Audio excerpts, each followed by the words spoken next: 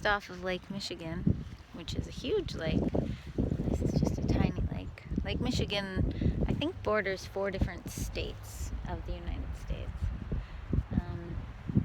It looks like an ocean in most spots, except maybe parts of Chicago. I still think it does, even though that's right on the tip. Anyway, this is a really beautiful, peaceful little lake. It has a lot of signs that say private, though, which I'm on the fence about, literally, about whether or not something saying private all the time is understandable or annoying. I think I'm exactly halfway in the middle. I was trying to think about, like, do I like having a door that locks and a feeling of privacy and a place where some things can just be mine? Yes. But,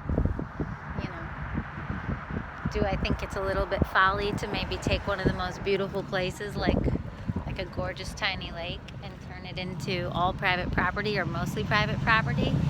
Because then even the richest person on the lake only owns this tiny little sliver. Then he still has to go, or she has to go walking past all these places that are private to him. Whereas if the lake had lakeshore, like beaches or yards like this right at the front, that were all public access all the way around, then, that even benefits the wealthy people because then they have more access too. So, I don't know. I just always feel conflicted about ownership and, things I first heard about in Pocahontas the movie as a kid. It's like you can't really own land, but you actually can't say that in this modern day and age unless you're ready and willing to really believe it. And I don't even think Jesus would say something like, sorry, trigger warning, but like Jesus wouldn't even say like, if a man rapes you, let another man rape you. Like, that's insanity. Like, we're supposed to have some boundaries and dignity and things that we, I don't want to say have ownership of, or just have sovereignty, or just have, like, sometimes I think that Christians and or former Christians who are very nice people who ended up leaving the church because they saw hypocrisy or they saw a lot of darkness inside of it, which darkness is everywhere, including in the church.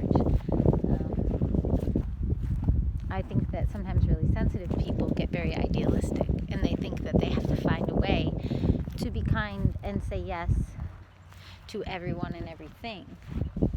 But that would include saying yes to evil. That would include saying yes to, for instance, being raped, or things like, not just being raped and keeping the child, but like being raped and then saying, it's okay, I don't mind being raped, and then not only forgiving that person, but saying, and welcome anyone else, it's okay if it happens again, but it's not okay if it happens again, It's like, it's one thing to accept the world we live in, but it's a total other thing to go like too far and think you have to be like overly nice, and you're not allowed to have, not only not allowed to have emotions and reactions, because that's what I was working on in like 2017 and 2018, how to let myself have my own natural reactions and emotions. But I would say I'm a step further now, which is to say how to have things that are yours.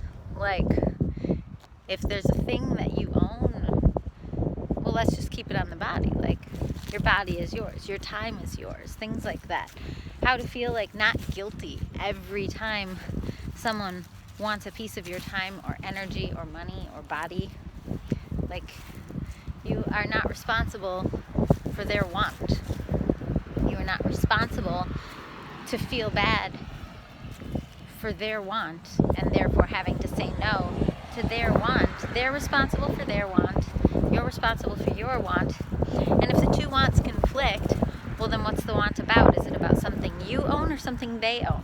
And if it's about something you own, your body, your time, your house, your money, your whatever, your resources of any kind, if the conflicting wants are about something you own, then you're the final decider. If the conflicting wants are about something they own, then they're the final decider. And this should be so logical and obvious, but every nice person I've ever met struggles with this. They feel mean. I can't tell you the number of times that I've thought the thought or said the thing out loud of, Well, it feels mean to do blah, blah, blah, blah, blah, blah, blah. Well, it feels mean. It, do you know how many, like, bold and confident, borderline bitchy, or like straight up actually mean people there are in the world, who not only don't feel mean, or who maybe do feel mean, but it certainly isn't a thing that stops their behavior. It might be something they're actually proud of. Like they think they're a boss. They think they're confident. They think they're, what did I hear a little 5-year-old say the other day? Bad and bougie, and playing like she's cute, but really she's, I don't remember what else she said. She was 5. Like, I think niceness can accidentally become a character trait, and it's super dangerous. Don't do that. Don't think you have to be nicer than other people. You don't. And certainly don't get lost in just politeness and confuse it with what is actually expected of you as either a follower of Christ or as just a person who wants to be a good person. What is actually expected of you is, like, I don't know. I'm just rambling. Those are thoughts that were on my mind in this beautiful place. I'm out for a walk. That is all. Bye.